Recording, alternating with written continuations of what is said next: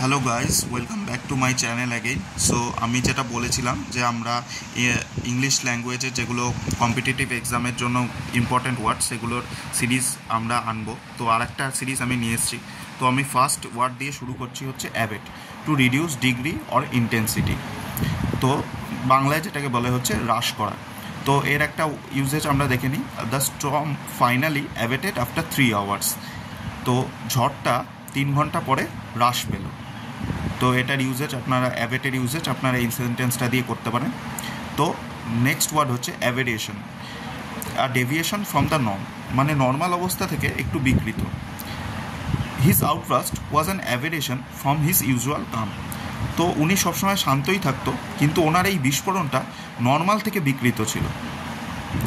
So এই আপনারা অ্যাভেরিয়েশন ওয়ার্ডটার জন্য এই সেন্টেন্সটা ইউজ করতে পারেন। অ্যাভোর, অ্যাভোর মানে টু হেট ডিপলি। তো she abhors cruelty to animals. Usage আমরা দেখতে পাচ্ছি, she abhors cruelty to animals. তো অ্যানিমালসের যে ক্রুয়েলটি, অ্যানিমালদের প্রতি ক্রুয়েলটি, সেটাকে সেই মেয়েটা খুব ঘৃণা করতো। She abhors cruelty to animals.